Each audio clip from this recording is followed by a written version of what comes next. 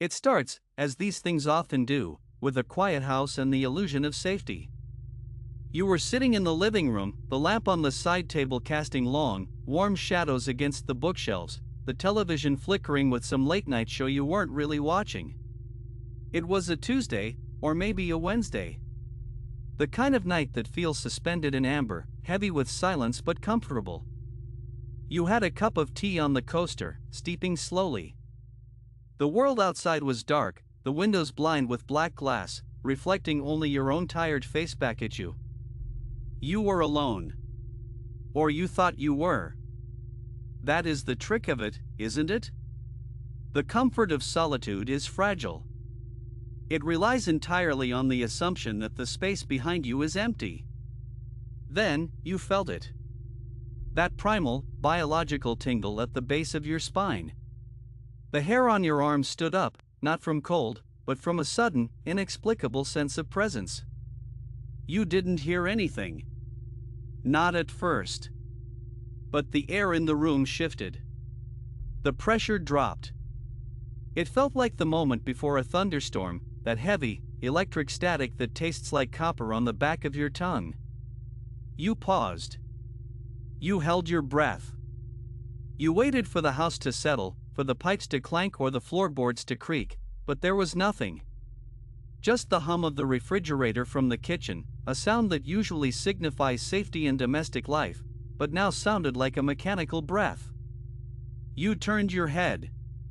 Just a fraction. Just enough to see the darkened rectangle of the hallway leading toward the bedrooms and the bath. And there, at the very edge of the light-a-s reach, you saw the shape. It was low to the ground. 4 legs. A tapering snout. The silhouette was unmistakable. It was your dog, Barnaby. You felt a wash of relief so potent it almost made you dizzy. Of course. It was just the dog. You had forgotten he was sleeping in the hallway. You smiled to yourself, turning your gaze back to the television, feeling foolish for your sudden spike of adrenaline. You reached a hand down toward the floor, expecting the familiar, wet slide of a nose against your palm, the rough tickle of a tongue. You wanted to scratch that favorite spot behind his ears, the one that made his leg thump rhythmically against the floorboards. But your hand touched only the carpet. Dust and fibers. You froze. You looked back at the hallway. The shape was still there. It hadn't moved. You called out to him, your voice sounding thin and brittle in the heavy air. Barnaby? You expected a perk of the ears. A tail wag. A sleepy yawn. You expected the clumsy, joyful scramble of paws on wood as he came to greet you. But the shape in the hallway did not move.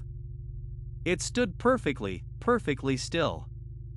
And in that stillness, the first true thread of unease began to weave itself into your chest. Barnaby is a golden retriever. He is clumsy, loud, and filled with a chaotic, panting love. He does not do stillness. Even when he sleeps, he twitches. He whines. He dreams of chasing things through tall grass. But this thing, this silhouette was rigid. It was statuesque. It was holding itself in a posture of rigid, unnatural discipline. You stared at it, and the longer you looked, the less it looked like a dog and the more it looked like a thing wearing a dog's shape. You stood up. The movement felt slow, like you were moving through water. You needed to turn on the overhead light. You needed to banish the shadows that were playing tricks on your mind. You told yourself it was just a trick of the eye. The way the hall light from the bathroom was casting a distortion. You reached for the switch on the wall. Click. The room flooded with harsh, yellow light. You blinked against the sudden brightness. You looked back at the hallway. The shape was gone. But the door to the backyard was open. The realization hit you like a bucket of ice water. The back door was unlocked. The deadbolt was thrown back, the knob turning slowly in the draft. Barnaby must have pushed it open.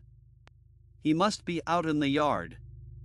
He probably saw a raccoon or a deer. He was probably barking his head off at the edge of the woods. You felt a surge of annoyance, masking the fear that was still clawing at your throat.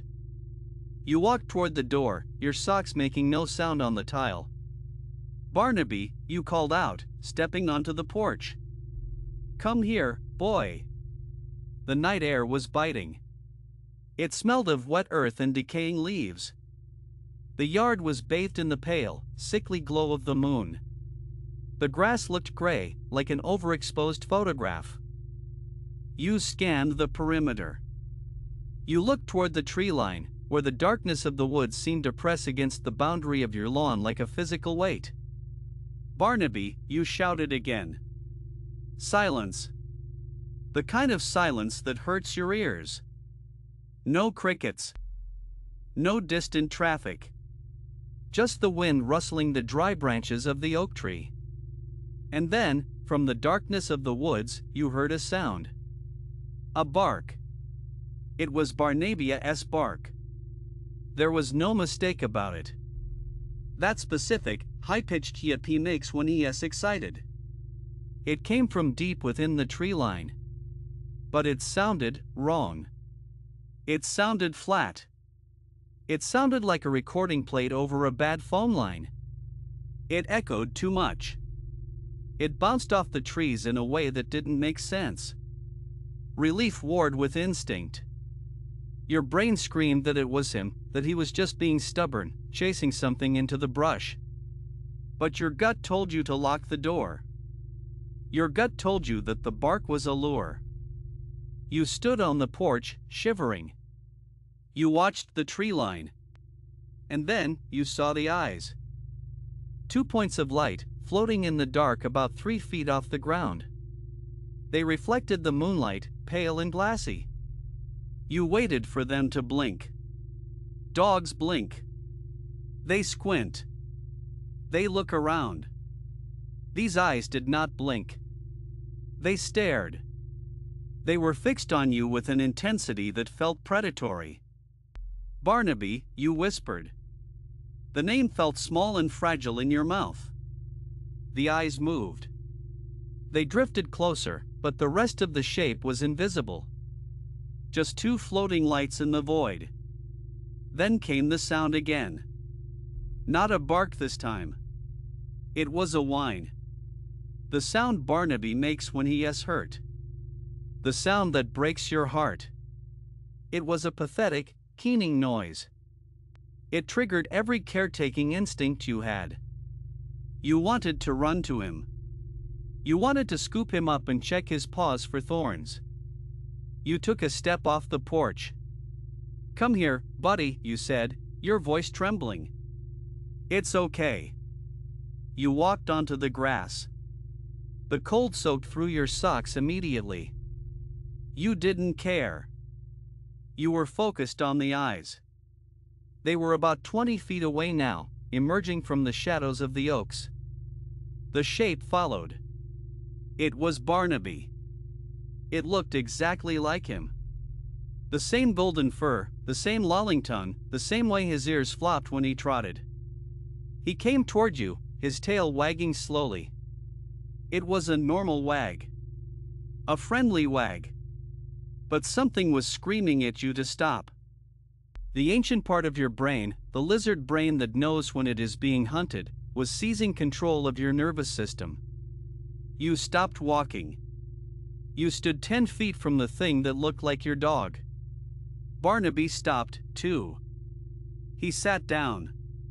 He tilted his head. He looked at you with those glassy, unblinking eyes. And then, you heard it. From behind you. From inside the house. A whine. A soft, wet, pathetic whine. The exact same sound the thing in the yard was making. You spun around. The back door was still open. Through the screen door, you could see into the kitchen.